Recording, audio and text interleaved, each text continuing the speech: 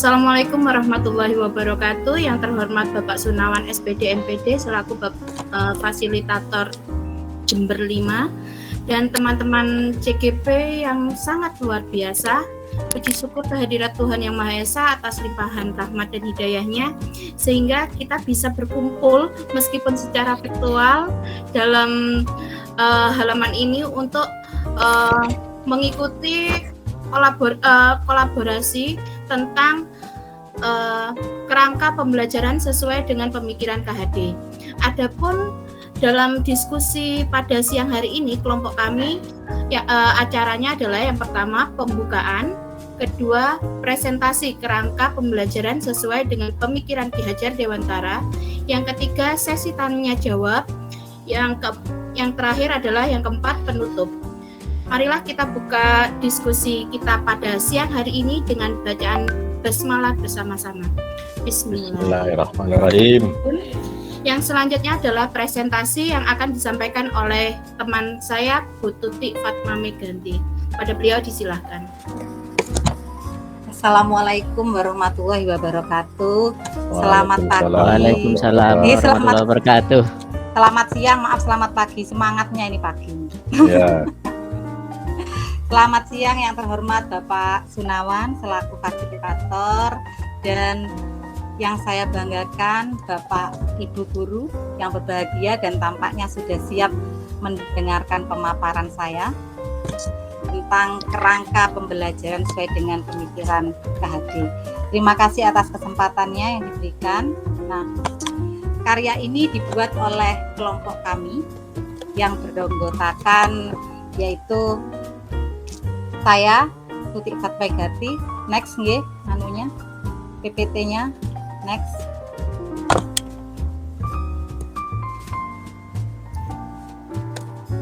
Nggih, untuk PPT-nya silakan digeser.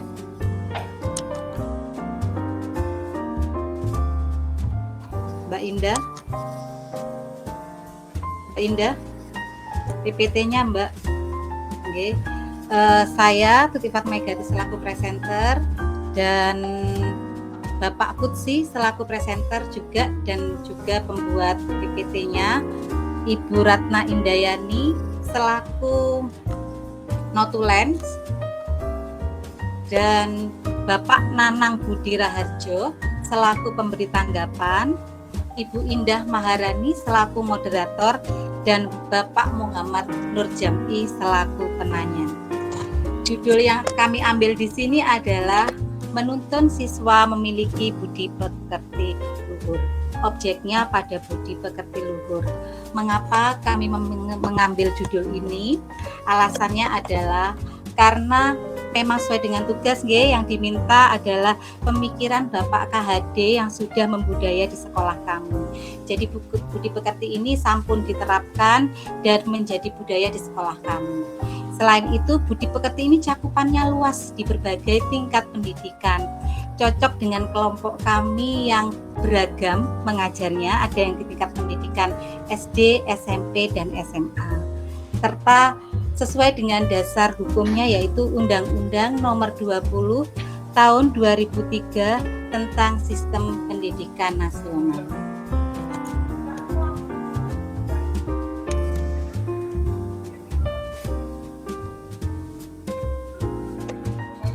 Sebelum membahas budi pekerti, ada baiknya kita memperkenalkan tentang watak manusia.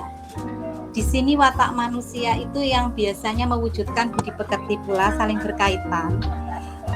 Jadi watak manusia ini terdiri dari dua, yaitu intelligible pikiran, yaitu pikiran yang dapat diubah, seperti kekurangan pengetahuan, lemah berpikir, itu dapat diubah dengan cara belajar dan rajin berlatih. Sedang untuk yang biologis ini tidak dapat dirubah, bawaan ini, seperti rasa takut. Saya misalkan seperti ini, seorang anak yang penakut, tetapi dia sudah memahami benar tentang pemikiran antara keberanian, tentang pemikiran keberanian dan kerugian atau akibat dari rasa takut. Pada suatu saat dia dikondisikan dengan keadaan yang membuat dia harus berani. Maka karena dia berpikir, maka rasa takutnya itu menjadi hilang, dia menjadi pemberani selama dia berpikir. Karena pada prinsipnya memang ada tarik-menarik ini antara pemikiran dan biologis tadi. Selanjutnya, apa itu budi pekerti? Budi pekerti merupakan gabungan dari pikiran, cipta, perasaan rasa, dan juga karsa. Pikiran di sini seperti misalnya seorang anak sudah yakin bahwa sopan itu betul, manfaatnya ada. Dan dia juga sudah merasa nyaman dengan diperlakukan sopan itu dia merasa nyaman. Maka muncullah kemauan untuk berperilaku sopan dan dia ejawantahkan dalam budi pekerti tersebut. Jenis-jenis budi pekerti itu sendiri, budi pekerti seorang itu dapat mewujudkan sifat kebatinan seseorang dengan pasti dan tetap. Jadi jika seseorang sudah menyadari sikap sopan itu memang benar, sikap sopan itu harus dilakukan, pasti dia akan melakukan dalam keadaan apapun. Misalnya dalam suatu antrian, seseorang itu direbut antriannya oleh seorang, dia akan tetap bersikap sopan dengan mengatakan, maaf, Anda tidak dalam posisi ini nomor saya. Tetap bersikap sopan, tidak dengan marah-marah. Selanjutnya, kita juga harus mengerti pula bahwa tidak ada budi pekerti orang yang sama. Nah, ini erat kaitannya dengan kodrat alam. Contohnya, saya ini orang Jember, terbiasa berkata-kata keras, kalau mengucap keras dan cepat. Saya tentunya berbeda dengan orang Jawa Tengah, yang ngomongnya halus, lembut, dan pelan. Bukan berarti yang cepat dan keras itu tidak sopan, kan tidak bisa diartikan seperti itu, nggih.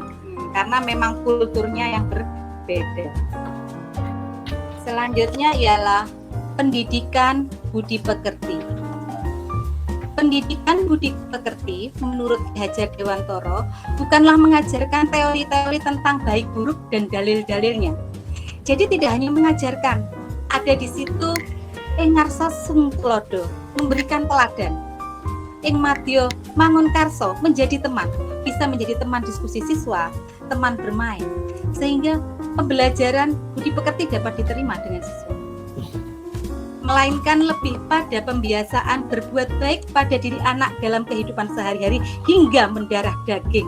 Nah ini, namanya manusia itu terbiasa lupa, bahkan anak-anak kita yang tua juga sering lupa. Maka untuk membuat mendarah daging perlu pembiasaan dengan diimplementasikan dalam kehidupan sehari-hari. Selain itu, pendidikan budi pekerti harus bersifat integratif dengan pengajaran dan setiap bidang studi, membaur, bersatu nggih dengan bidang studi. Jadi intinya seperti ini. Untuk budi pekerti itu tidak bisa dalam satu bidang studi hanya diajarkan, tidak, tetapi dimanapun dan kapanpun harus diajarkan.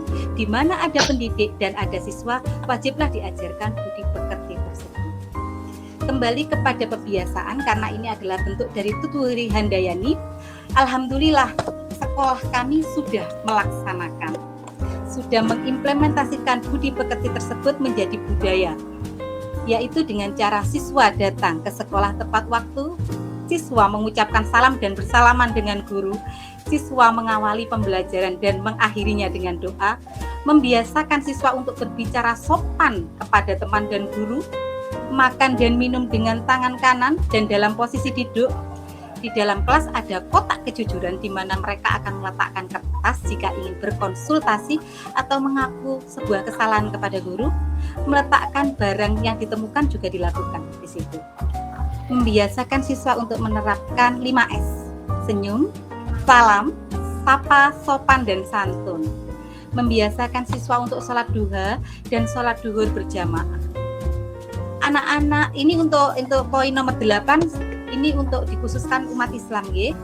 Yang 9, anak-anak memberikan apresiasi kepada temannya yang pada hari itu dianggap baik dengan berikan penilaian atau bintang di papan perilaku siswa. Dan yang terakhir, membiasakan anak untuk mengucapkan maaf, tolong, dan terima kasih. Tentunya kami melakukan ini dengan penuh kesabaran dan kreativitas agar dapat diterima oleh siswa. Demikian yang dapat saya sampaikan, kurang lebihnya mohon maaf. Monggo menawi nanti ada saran, tanggapan, atau pertanyaan silahkan disampaikan setelah ini. Saya akhiri. Assalamualaikum warahmatullahi wabarakatuh.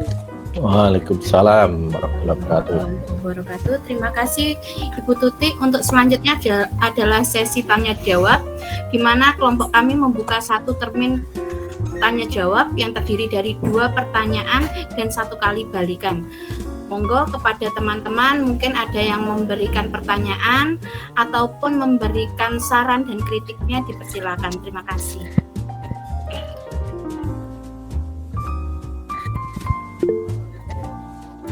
Oke, Bapak Guntur. Terima kasih Bu Indah.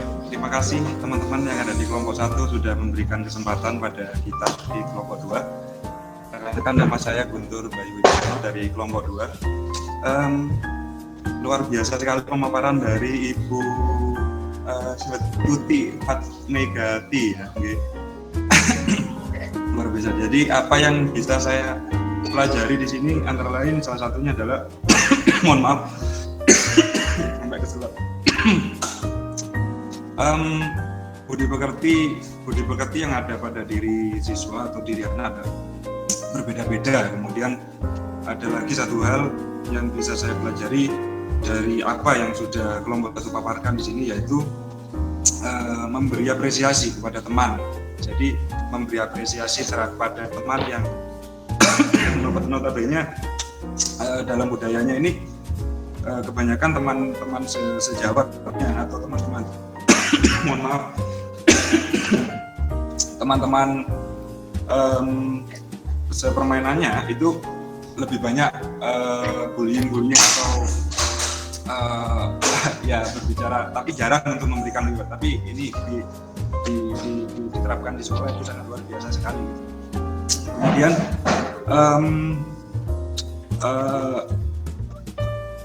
mohon di ini untuk kelompok 1 di apa namanya? Oh mohon maaf Pak, kami tidak bisa mengajukan. Sekian dulu, monggo diteruskan nanti saya nanti di kelompok 2. Terima kasih. Terima kasih. Untuk pertanyaan pertama kita sebut dulu, selanjutnya monggo Pak Hendi silakan. Assalamualaikum warahmatullahi wabarakatuh. Waalaikumsalam warahmatullahi wabarakatuh. Dari sebelumnya mohon maaf, bagian yang bertanya itu adalah Mbak Indri, Ibu Agustina. Mulai tadi Ibu Agustina, beliau itu terlempar masuk koneksi, terlempar lagi.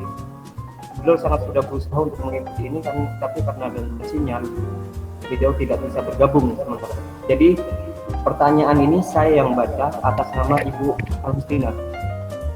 Jadi kepada Bapak Gunawan dan teman-teman yang lain, kami mohon, ini pertanyaan Ibu Agustina, tapi saya hanya membacakan karena beliau kesulitan untuk bergabung dengan kita. Terima kasih.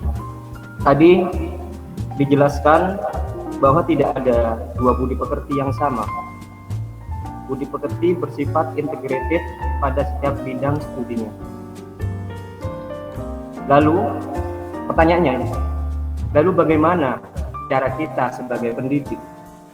Sekali lagi, bagaimana cara kita sebagai pendidik memetakan kebutuhan belajar peserta didik yang berbeda sesuai kodratnya? Sekali lagi, bagaimana cara kita sebagai pendidik memetakan kebutuhan belajar peserta didik yang berbeda sesuai kodratnya? Apakah sudah ditulis oleh Notulun? Oke, terima kasih.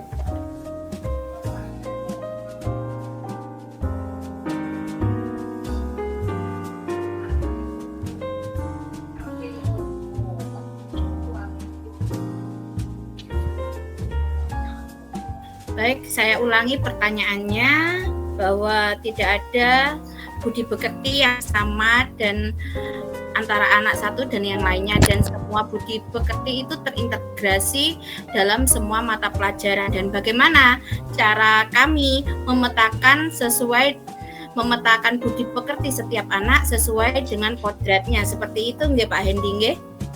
Nggih. Mungkin bisa dilanjutkan lagi oleh Pak Guntur. Pertanyaan yang pertama tadi Pak Guntur. Masih termute Bapak suaranya. Oke, terima kasih Binda. Sebelumnya mohon maaf, bukan pertanyaan Binda, lebih tepatnya saya menanggapi dari kelompok 1. Jadi saya menanggapi dari kelompok 1 yang bisa saya pelajari itu diantaranya. Kemudian yang kalau boleh sedikit saya bertanya sebelum ada pertanyaan dari kelanjutan dari teman saya membutuhkan waktu sedikit saja untuk menanyakan, yaitu apakah semua terlaksana apabila apa yang dipaparkan tadi apakah bisa terlaksana ketika komunikasi kita dengan siswa atau kedekatan kita dengan siswa atau suasana yang dirasakan oleh siswa itu tidak seperti terkungkung dalam suatu peraturan gitu.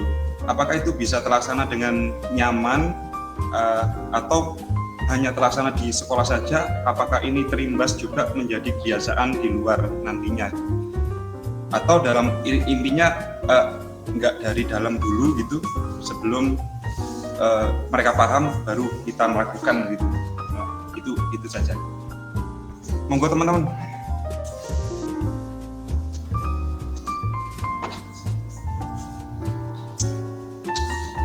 Intinya pemaparannya sangat luar biasa sekali. Oke, terima kasih. Sepertinya kami sudah mendapatkan tanggapan dan juga sekaligus 2 pertanyaan dari kelompok 2. Terima kasih atas tanggapan dan pertanyaannya. Kami dari kelompok 1 akan memberikan jawaban. Mohon untuk kami memberikan diskusi sebentar untuk berdiskusi, nggih. Sebentar saja, nggih. Terima kasih sebentar, nggih. Nggih, bisa.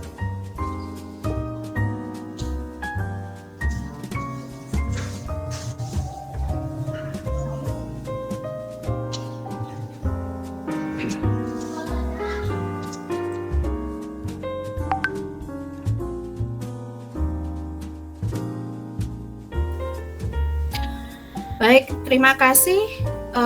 Di sini saya akan mencoba menjawab pertanyaan yang pertama, yaitu dari Ibu Agustini yang sudah diwakili oleh Bapak Hendy tentang bagaimana budi pekerti itu kan berbeda setiap anak. Bagaimana kami mengintegrasikan dan menyesuaikannya dengan karakteristik setiap siswa sesuai dengan kodratnya. Nah, yang perlu Bapak Ibu ketahui, di sekolah saya setiap awal tahun pelajaran sekolah kami itu mengadakan yang namanya rapat koordinasi untuk mempersiapkan apa saja yang dibutuhkan dan bagaimana kondisi siswa-siswi di kelas tersebut. Itu bisa kita, karena di tempat saya itu ada 2 rombel. Di situ kami saling berkoordinasi antara guru kelas 6, guru kelas 5, itu kami saling berkoordinasi. Bagaimana kondisi siswa, bagaimana antara guru kelas 6 dan guru kelas 5, bagaimana kondisi siswanya, bagaimana apa saja, apakah karakteristiknya itu bagaimana. Itu yang paling memahami kan guru kelas yang sebelumnya. Jadi di situ kami meminta informasi untuk yang pertama. Yang pertama adalah kami meminta informasi kepada guru kelas sebelumnya tentang kondisi siswa di kelas yang mereka ampuh dan bagaimana keadaan siswa-siswa. Mungkin ada siswa yang berkebutuhan khusus atau memiliki kompetensi khusus yang perlu diperhatikan, seperti itu. Jadi dengan berbekal informasi awal dari guru kelas awal untuk naik ke kelas selanjutnya, itu kami menyikapinya selain itu juga dengan observasi dalam setiap pembelajaran, seperti itu. Sehingga dengan adanya informasi dan observasi awal itu kami nantinya bisa menentukan materinya. Kalau materi ini langkah pembelajaran yang bagaimana yang bisa saya gunakan, dan model pembelajaran tentunya yang paling utama adalah model pembelajaran yang sesuai dengan mereka, dengan keadaan kondisi siswa saya yang beraneka ragam seperti itu. Tentu saja penanaman budi pekertinya berlangsung selama mereka dalam proses pembelajaran itu. Jadi yang pertama saya melakukan penggalian informasi dari guru kelas sebelumnya, observasi selama pembelajaran, menentukan materi dan model pembelajaran yang disesuaikan tentunya dengan karakteristik siswa, sehingga harapan saya dengan melakukan itu, saya itu bisa mengoptimalkan proses pembelajaran dengan memberikan pembelajaran yang bermakna, yang menyenangkan kepada siswa. Itu harapannya. Jadi pembelajaran itu sendiri, penanaman budi pekerti itu sendiri tentunya ada dalam setiap mata pelajaran. Karena itulah kami mengatakan bahwa penanaman budi pekerti itu terintegrasi dalam semua mata pelajaran, dari matematika sampai PJOK, apalagi dalam agama. Jadi dalam semua mata pelajaran itu memang ditanamkan pendidikan budi pekerti. Selain pendidikan kognitif dan psikomotoriknya, seperti itu. Bagaimana Bapak Hendy? Terima kasih banyak atas jawabannya dari Ibu Indah dan kelompok 1. Dari hasil observasi dan informasi dari guru sebelumnya, maka akan didapat beberapa macam karakteristik peserta didik yang saya maksud. Tadi dari informasi dan observasi itu kita sebagai guru bisa menentukan metode apa, pembelajaran apa, dan sebagainya. Nah, jika dalam satu kelas itu bisa dikatakan mungkin ada 28 siswa dan lain sebagainya, mereka memiliki gaya belajar yang masing-masing, tidak sama antara yang satu dengan yang lain. Apakah dalam satu muatan materi yang diberikan hari itu, guru menggunakan metode atau gaya belajar yang berbeda-beda? Apakah satu metode pembelajaran itu diseragamkan untuk semua murid atau seperti apa? Karena gaya belajar anak-anak kan beda-beda, ada yang visual, audio visual, dan sebagainya. Terima kasih. Baik, mungkin saya akan sedikit menambahkan dan menjawab pertanyaan Pak Hendy tadi. Sebelum pelaksanaan pembelajaran atau sebelum masuk sekolah, di awal-awal tentunya masuk sekolah, tentu ada semacam blanko untuk mengetahui bakat dan minat siswa. Nah, juga untuk mengetahui latar belakang siswa, di mana tempat tinggalnya, kemudian kita bertanya juga apa hobinya. Nah, kemudian prestasi-prestasi yang pernah mereka dapatkan. Nah, itu juga sangat membantu kita di dalam melaksanakan pembelajaran. Ya, kemudian pada saat pembelajaran dilaksanakan, guru tentunya juga akan melakukan observasi. Ya, observasi melihat siswa ini seperti apa sih cara belajarnya, bagaimana dia mengikuti pembelajaran di dalam kelas tersebut. Kemudian juga dilakukan penilaian otentik. Ya, penilaian otentik baik itu di dalam sekolah maupun di luar sekolah. Yaitu misalkan pada saat siswa tersebut bertemu dengan gurunya, apakah dia lari? Ya, misalkan di luar sekolah ini ya. Apakah dia lari, sembunyi, atau mengucapkan salam? Nah, dari sana kita bisa dapat menanamkan nilai-nilai budi pekerti.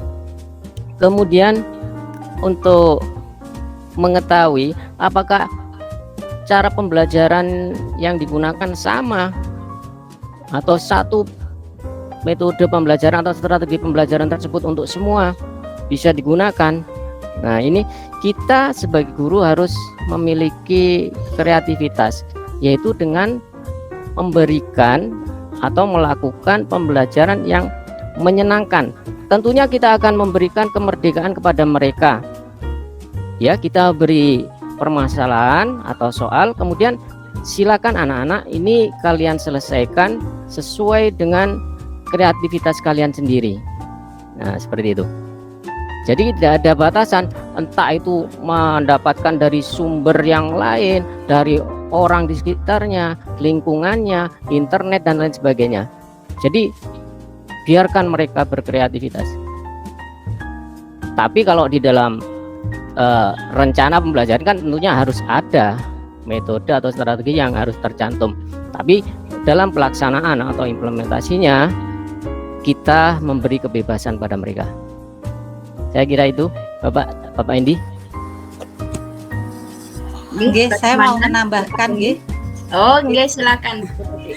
Ya, ini kalau kaitannya dengan budi pekerti, begini, budi pekerti itu kan harus dipahami dan kaitannya dengan seperti yang diucapkan Bu Puri dan yang dimaksud dengan Bapak Hajar Dewantoro, kita hanya menuntun. Jadi membuat mereka mengerti tentang apa sih budi pekerti itu dan mengapa harus dilakukan, manfaatnya apa. Jadi mereka secara sadar melakukan secara sadar, seandainya ada keadaan apapun mereka tetap mempertahankan itu sebagai nilai-nilai positif mereka kan itu. Jadi pembelajarannya otomatis ya dengan contoh yang seperti itu. Kalau yang dimaksud dengan gaya belajar nggih, minat dan bakat, kalau di sekolah saya ini nggih Bapak nggih, kan memang kayak betul katakan Bu Indah tadi, berdasarkan referensi sebelumnya, referensi dari orang tua, dan kata Bapak tadi analisis nggih Pak nggih, sebelum di awal nggih dibuat kayak blanko itu analisis ngoten nggih.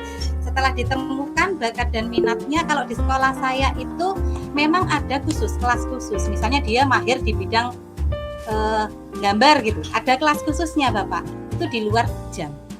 Kalau untuk pembelajaran kesehariannya ya sekreatifnya guru menyampaikan, boleh dicampur-campur, boleh metode ceramah, cerita, ada presentasi di situ, monggo gitu. Kalau tempat saya seperti itu, permainan boleh, jadi murid tidak bosan, itu sekreatifnya. Ngaten kemawon, matur nuwun. Nggih, demikian tadi untuk maaf ya Bapak Guntur, ini kan balikannya untuk satu pertanyaan satu kali balikan. Jadi tadi sudah diberikan balikan oleh Pak Hendy. Jadinya untuk yang nomor 1 saya cukupkan sekian. Mungkin nanti kalau waktunya cukup, ya nanti kalau waktunya cukup Pak Guntur bisa menambahkan pertanyaan. Sekarang saya akan melanjutkan ke pertanyaan yang kedua, yaitu apakah terlaksana jika penanaman budi pekerti itu terkungkung oleh suatu aturan, apakah tidak berdasarkan atas kesadaran diri anak. Seperti itu nggih Pak Guntur? Nggih, terima kasih. Mungkin teman-teman ada yang mau menjawab dari kelompok 1?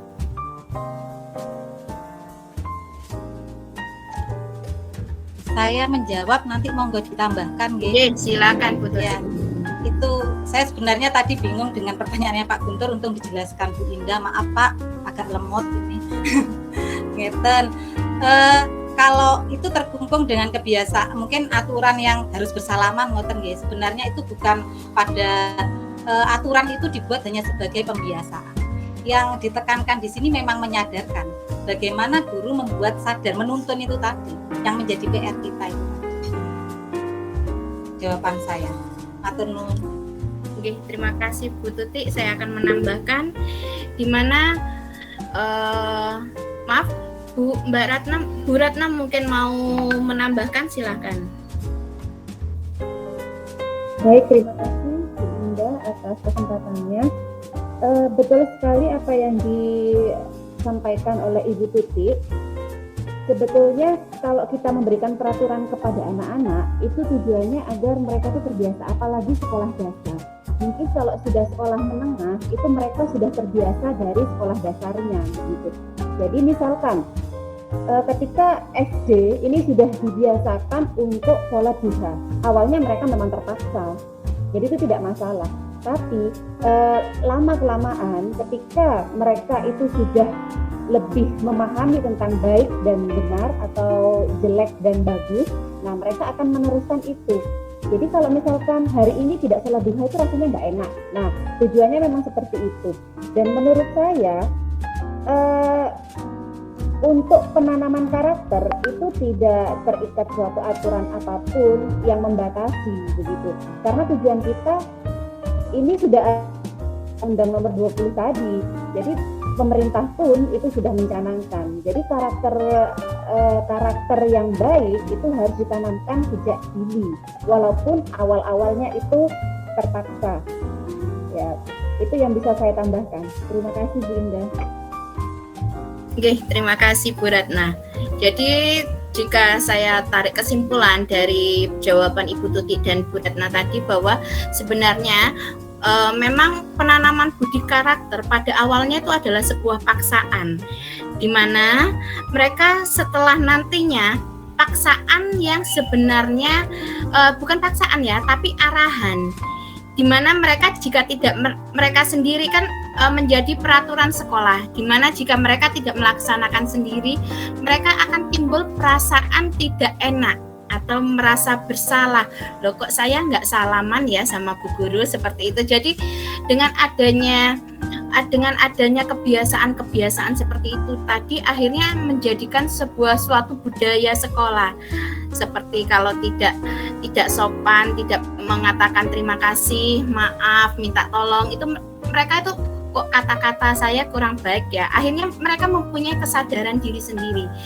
Memang pada awalnya semuanya adalah paksaan. Seperti kita mengajarkan anak-anak, jangankan anak-anak siswa kita, tapi anak kita sendiri aja untuk sholat aja kan kita pertamanya harus dengan memaksa. Jadi memang sebuah kebiasaan itu awalnya adalah sebuah paksaan yang dilakukan secara terus-menerus secara kontinu, sehingga tanpa mereka sadari itu akan menjadi sebuah kesadaran diri, menjadi sebuah prinsip yang harus mereka lakukan.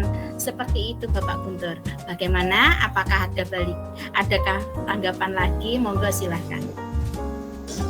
Ya Bu,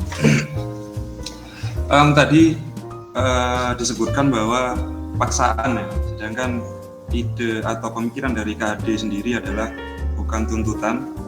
Apakah paksaan sama dengan tuntutan? Itu yang ada dalam pemikiran saya. Kemudian sedangkan filosofi dari pemikiran KHD itu sendiri adalah tuntunan, bukan berupa paksaan. Nah, misalkan apakah tidak lebih baik? Nah, ini apakah tidak lebih baik ketika kita memberikan pemahaman terlebih dahulu kepada siswa tentang apa yang dimaksud dengan sopan? Sopan standarnya di mana?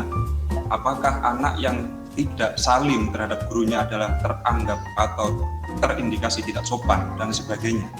Dengan pemahaman-pemahaman seperti itu, apakah ini lebih sulit dibandingkan dengan arah memaksakan peraturan-peraturan yang akan menjadikan kebiasaan nanti?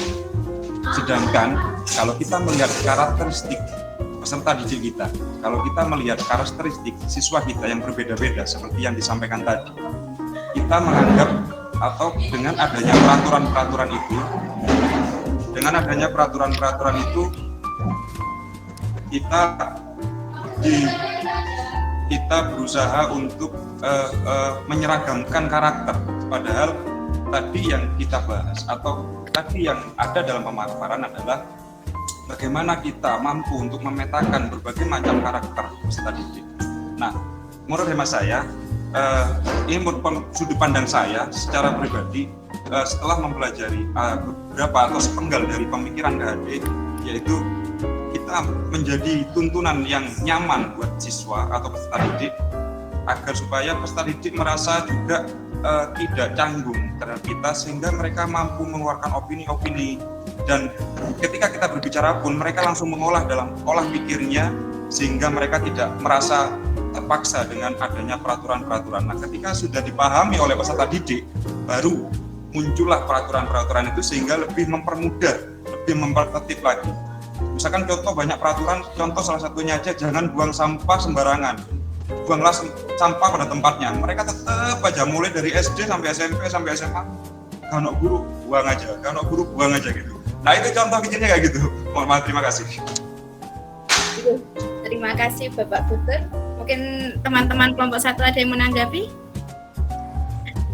Sebenarnya sangat menarik sekali ya tadi yang dibicarakan oleh Pak Guntur bahwa guru sebelum kita membuat peraturan itu guru lebih tepatnya harus memberikan suatu tuntunan seperti itu. Ya, yang pastinya tentu bahwa sebelum kita membuat peraturan, guru tentunya harus menjadi sebuah contoh teladan di mana sesuai dengan semboyan Ki Hajar Dewantara, di depan kita memberi contoh, di tengah kita memotivasi dan menjadi teman. Mari bisa. Dan jika di belakang kita itu memberikan dorongan seperti itu. Jadinya dari semboyan itu saja kita tentunya juga harus mengetahui, apalagi kalau tadi itu kalau katanya Pak Guntur, jangankan siswa kelas tinggi yang sudah SMA, bahkan dari SD sampai SMA pun itu anak kalau tidak ada guru membuang sampah sembarangan seperti itu. Jadi memang kita tidak menuntut, kita bersama, kita berjalan beriringan, kita memberi contoh terlebih dahulu. Setelah itu ketika ada anak-anak ada yang tidak benar, kita tidak serta-merta menyuruh anak itu buang sampahnya, tidak, tapi kita mengambil sampah itu sendiri dan kita buang sendiri ke tempat sampah. Dengan melihat kebiasaan kita yang seperti itu, anak SD, karena saya mengajar SD, saya contohkan itu, jadi mereka itu merekam seperti itu.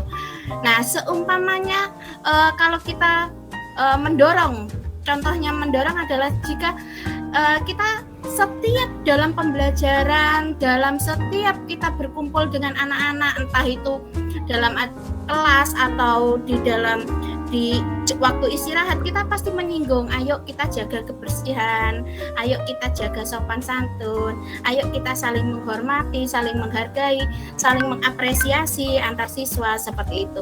Jadi tidak hanya kita memberikan sebuah tuntutan kepada siswa, itu sebuah peraturan yang harus dilaksanakan oleh siswa, tidak, tetapi kita memberikan contoh, kita berjalan beriringan seperti itu Bapak Guntur. Mungkin teman-teman ada yang menambahkan, silakan dari kelompok 1.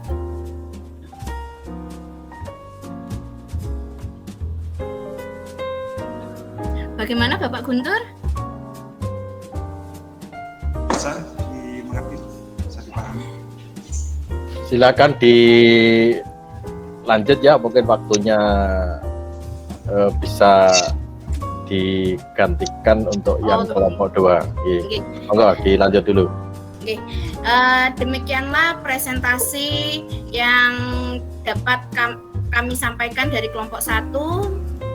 Mungkin kurang lebihnya saya sebagai moderator mohon maaf. Sebelum itu marilah kita tutup diskusi kelompok 1 ini dengan bacaan hamdalah bersama-sama.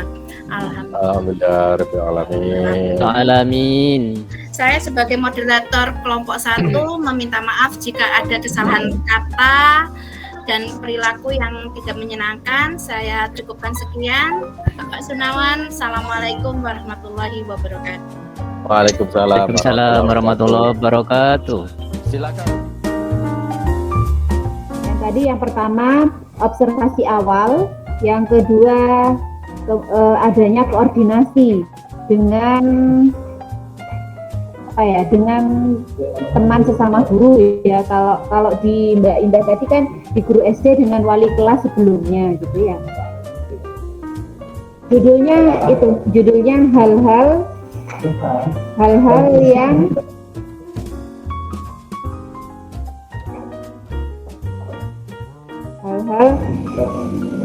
yang perlu dilakukan pendidik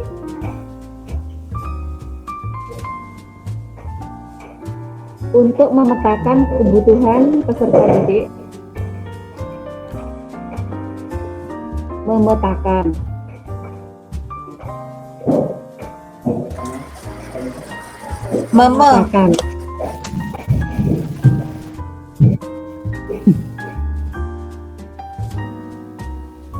kebutuhan peserta didik sesuai dengan kodratnya.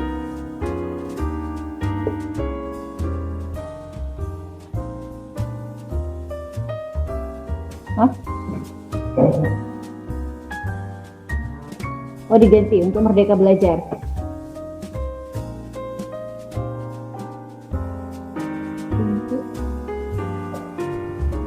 Ganti ya, sesuai kodratnya diganti Merdeka Belajar.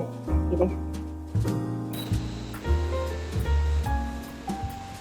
Ditetapkan aja di sesuai kodratnya gitu ya, Mas Kutsi. Iya. Khawatirnya nanti terus beda persepsi lagi, nanti beda ini lagi ya. Oke, sip. Ya, ada. Observasi awal untuk mengetahui karakteristik atau kondisi siswa.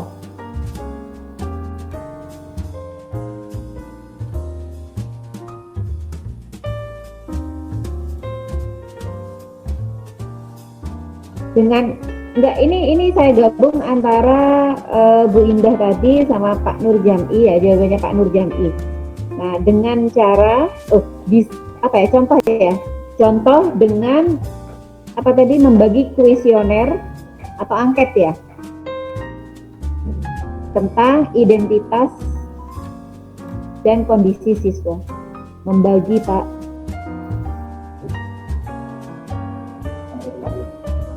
Tipu. Membagi angket tentang kondisi siswa. Yang kedua, Tentang kondisi siswa. minat, Mbak.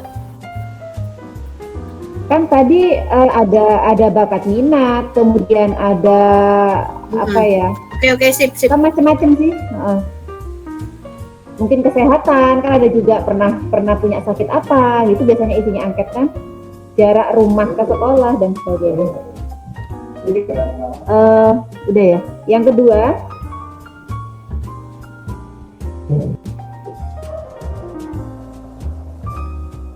melakukan koordinasi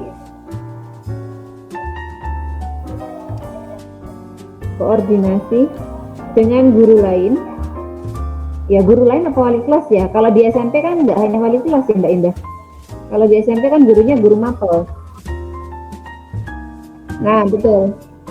Wali kelas ya. Guru lain, wali kelas, dan guru BK.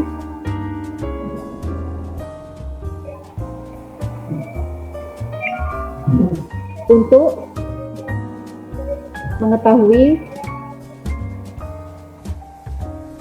mengetahui ya, karakteristik siswa.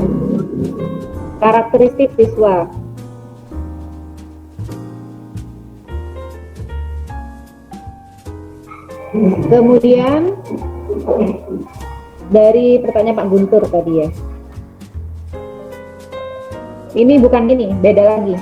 Beda pokok bahasan. Maksudnya apa ya? Slide berikutnya kan gitu. Slide berikutnya ya. Mungkin di situ ada perlu tambahan. Tadi yang saya tangkap dua hal itu. Mungkin perlu di-highlight ya Mas Kutsi untuk judulnya ya. Judul yang barusan ini. Yang perlu slide barusan ini. Yang hal-hal itu. Hal-hal yang perlu dilakukan untuk memetakan kebutuhan. Nah, itu ditebelin diwarnain lain.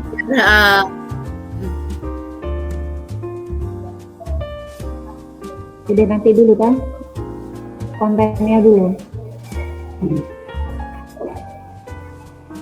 Nggak apa-apa, pokok orangnya enggak kan. Nggak apa-apa, pokok orangnya enggak.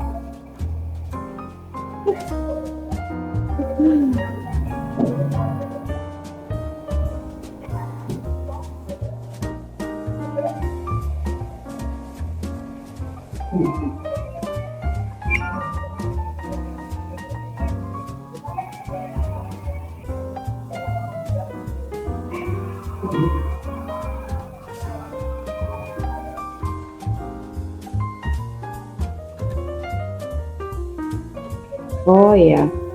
Oke Mas Kutsi, bisa di copy, disertakan di WA, tak ambil, tak editnya dari punya saya ya.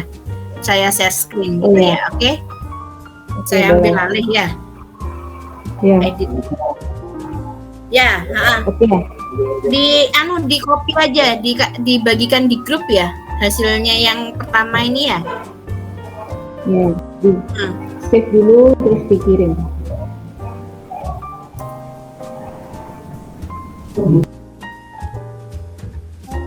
Penanaman budi pekerti.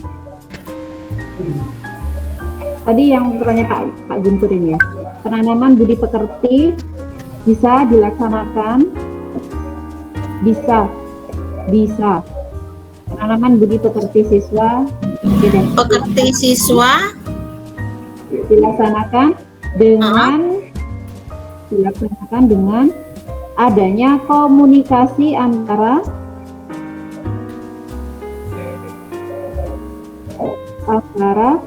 pendidik dengan siswa,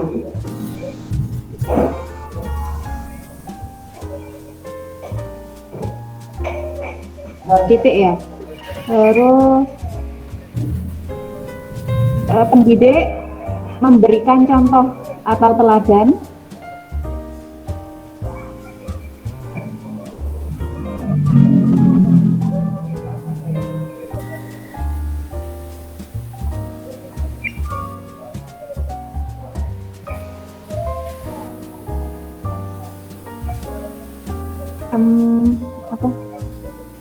apa ya Mbak Indah kata-katanya? pendidik memberikan contoh Atau teladan dalam melakukan pembiasaan ya? Melaksanakan. Dalam melaksanakan pembiasaan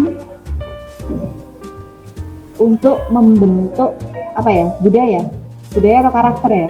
Untuk membentuk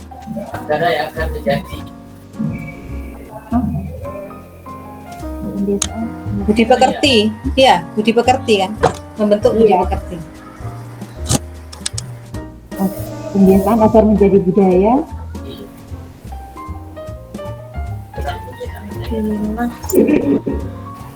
Jadilah budi pekerti dan menjadi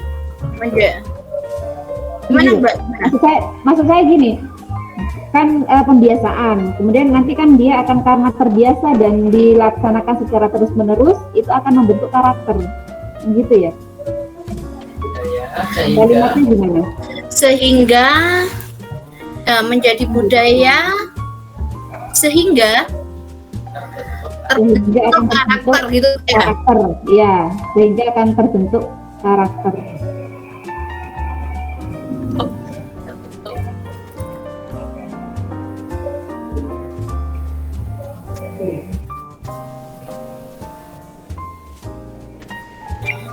Ya, sip. Dah. Itu kan Ini sambungannya yang atas, Mbak. Ini Enggak, itu sambungannya yang yang pertanyaan kedua tadi. Enggak, itu pertanyaan yang dari Pak Guntur. Yang atas tadi yang dari Pak Hendy. Oke, pertanyaannya yang tadi yang melalui Pak Guntur apa ya? Soalnya kan ini Pertanyaannya, jawabannya. apakah semua yang implementasi tadi loh. Kita kan tadi memaparkan implementasi. Menurut Pak Guntur, apa semua itu bisa terlaksana jika komunikasi kita dengan siswa terkungkung dalam suatu peraturan, tidak berdasarkan kesadaran anak? Kita tulis seperti itu aja ya Mbak ya? Iya. Oh, ditulis saja? Ya, gitu ya. Ditulis Iya. apa enggak pertanyaannya ya? Biar kita tuh tahu kan gitu maksudnya ya. Itu jawaban yang ini, penanaman budi pekerti siswa dilaksanakan dengan adanya komunikasi ini. Nah, itu punya Pak Guntur. Ditulis pertanyaannya. Oke. Pertanyaannya? Ya. Apakah semua implementasi budi pekerti Implementasi Mbak.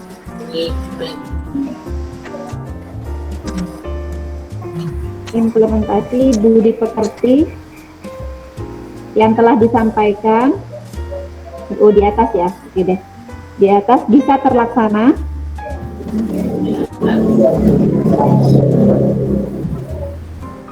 jika komunikasi dengan siswa,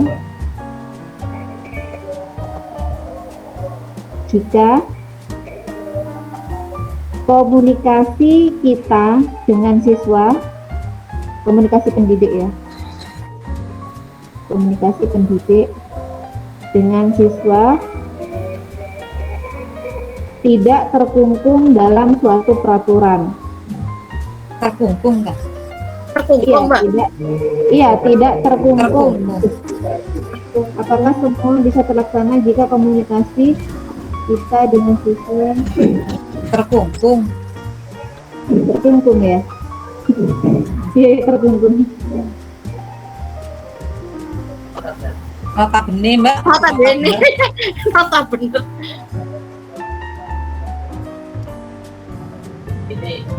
Notabene, ya Allah.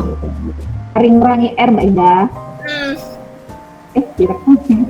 Gini, Ya, apakah ini semua memaksa, implementasi iya.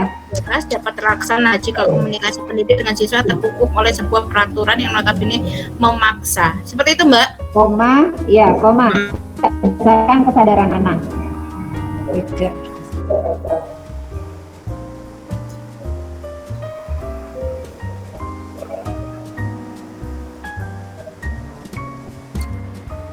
Oke.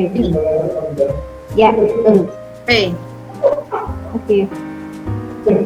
Ya tadi yang nomor 1, nggak usah ditulis pertanyaannya kah? Nggak usah ya? Ini. Kan Ini sudah kan? ada judulnya. Kan ada judulnya ya. Itu pertanyaannya memang begitu. Bagaimana cara kita sebagai pendidik memetakan kebutuhan peserta didik sesuai dengan kodratnya?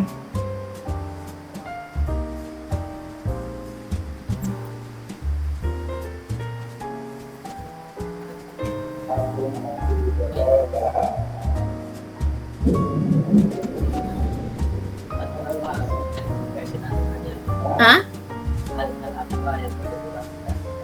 Ada tanda tanya tapi nggak ada kata tanya, Mbak. Iya.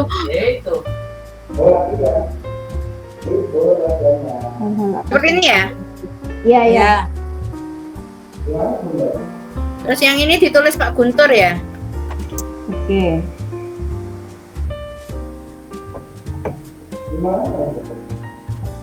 Oke.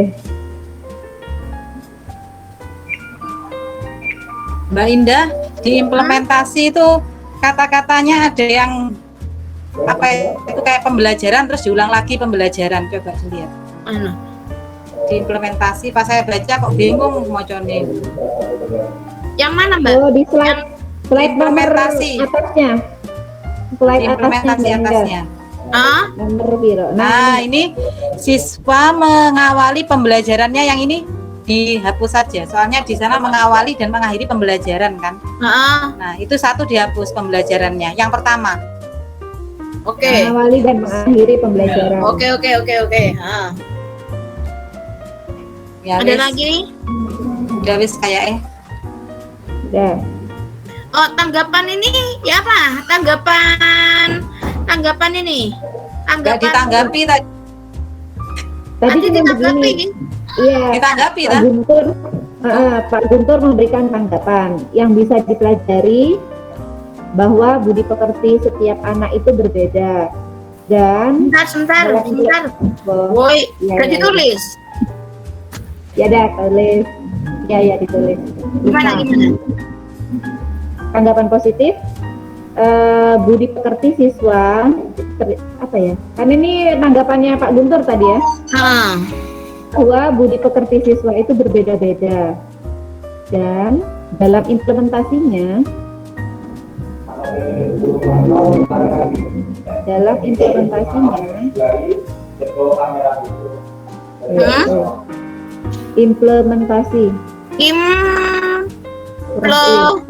implementasinya oke. Dan dalam implementasinya ternyata siswa dapat memberikan apresiasi kepada teman sejawatnya. Memberikan apresiasi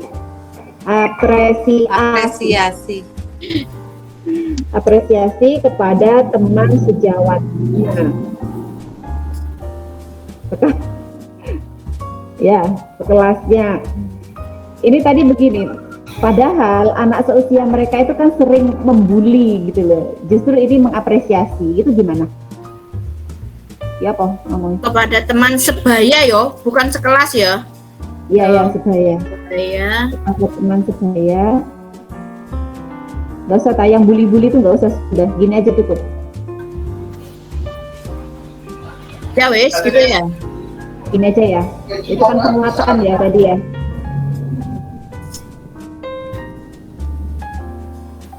Kita apresiasi. Nah.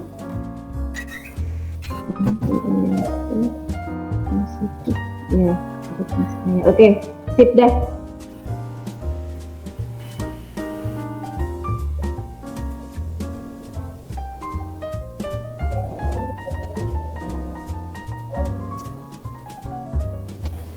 Sini ya. Ya. Gimana? Sesuai dengan apresiasi dan perilaku positif kepada teman sebaya yang dianggap memiliki dia, betul.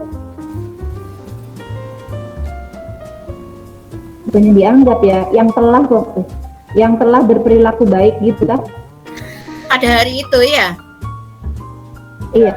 Ya. Baik, Bapak Ibu, mungkin waktunya bisa diselesaikan di sini dulu untuk diskusi ya. Kita kembali ke main room. Yang belum selesai bisa diselesaikan nanti secara mandiri ya, secara mandiri mungkin nanti bisa saling berbagi di chatting atau di Capri ya masing-masing, sehingga nanti Bapak Ibu kalau sudah fit ya atau sudah benar betul, silakan nanti dibagikan ke anggota kelompok dan diberi nama individu seperti itu.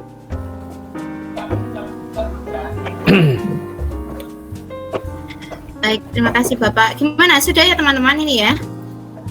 Nanti kita perbaiki lagi ya. Oke, saya bagikan.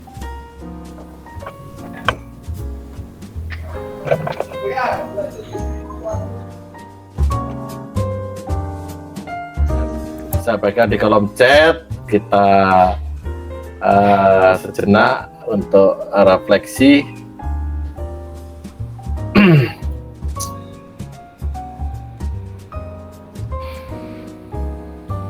Oke, sudah saya tempel di kolom chat. Silakan untuk dijawab. Ini ada sama ya dengan yang kemarin. Ada 2 pertanyaan. Silakan untuk dijawab dengan klik yang tombol tengah, sticky note.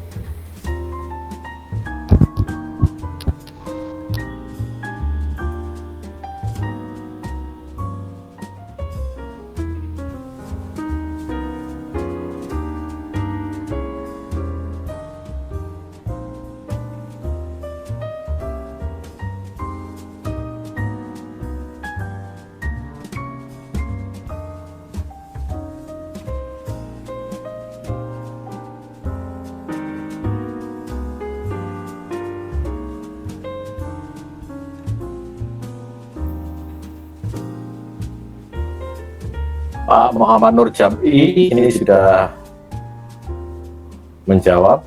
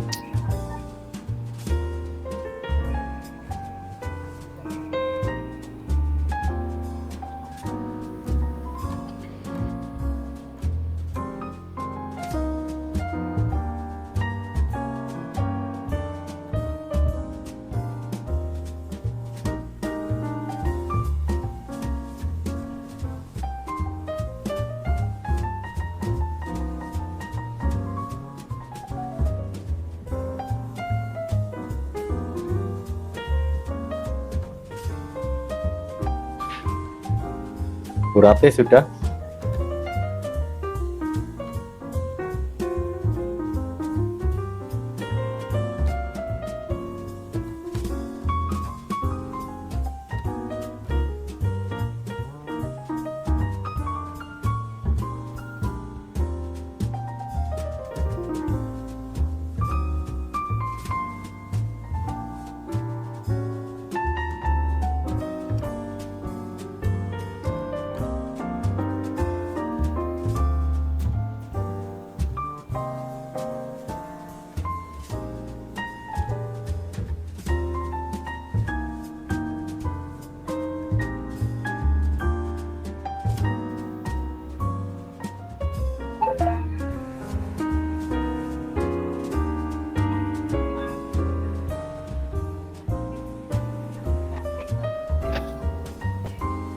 Yang sudah di halaman 1 silakan langsung jawab halaman 2 ya.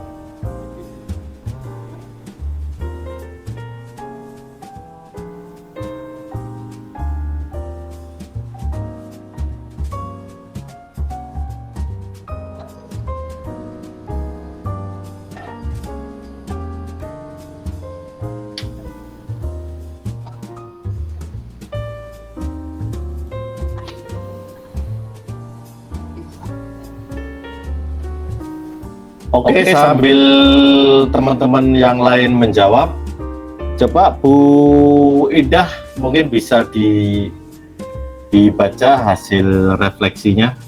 Silakan.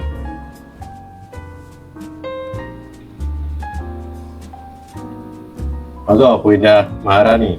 Oke, terima kasih Bapak. Mohon maaf barusan termute. Mohon izin untuk membesarkan Bapak, soalnya silakan. Tidak. Terima kasih.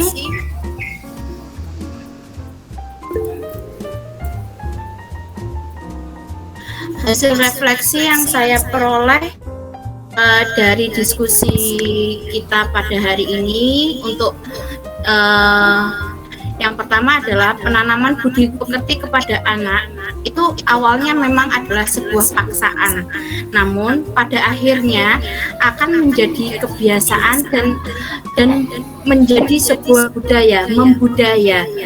Dan di sana peran guru itu sangat penting, bahwa guru tidak hanya memotivasi, tetapi memberi teladan, mencontohkan kepada siswa. dan memberi dorongan sehingga nantinya diharapkan akan muncul sebuah kesadaran dalam diri siswa. Seperti itu ya. Itu yang pertama. Yang kedua yaitu tugas utama seorang guru tidak hanya mengajar, tetapi juga memotivasi, memberikan kesempatan siswa untuk berkembang sesuai dengan kodrat alam dan kodrat zaman. Seperti itu Bapak yang dapat saya refleksikan dari kegiatan kita berdiskusi pada hari ini. Terima kasih Bapak. Terima kasih, baik sekali. Mohon maaf ya karena waktu ya. Kita langsung ke halaman 2 saja. Mungkin ada yang salah satu yang mewakili, monggo silakan dari Bapak sekarang. Barusan dari Ibu, sekarang dari Bapak yang halaman 2. Sebutkan hal positif. Nah ini sudah menjawab Pak Kuci. Silakan Pak Kuci untuk menyampaikan hasil refleksinya.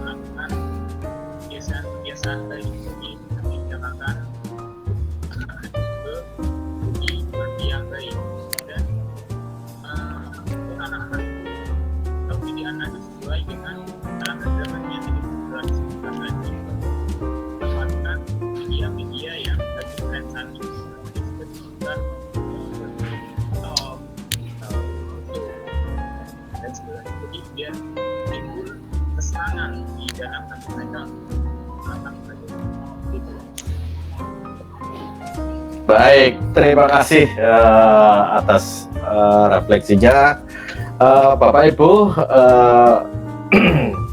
Ini sambil terus jalan ya, silahkan terus sambil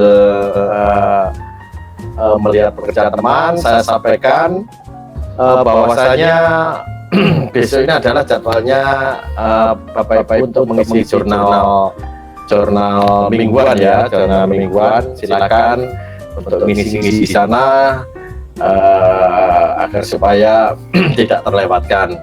Kemudian nanti dilanjut pada hari Senin, itu juga masih kegiatan asinkron ya, bukan virtual. Itu bisa dikerjakan apabila Bapak Ibu ada waktu dan diupayakan pokoknya setiap hari terus dibuka. Kemudian kalau memang sudah bisa ya juga dijawab. Nanti kalau memang perlu ada tambahan diedit lagi seperti itu. Saya kira itu Bapak Ibu sekalian, ini rupanya waktunya sangat lewat ya, jauh ya. Iya. Mohon maaf Pak. Oke, Pak Edi ya. Oke. Tadi mohon maaf ya Pak, salah satu teman kami Ibu Agustina Indri tidak bisa mengikuti secara full sesi ini karena beliau masalah pada koneksi internet. Beberapa kali terlempar dan berusaha bergabung. Semoga kedepannya baik Ibu Agustina maupun kita semua diberikan kelancaran untuk mengikuti. Amin.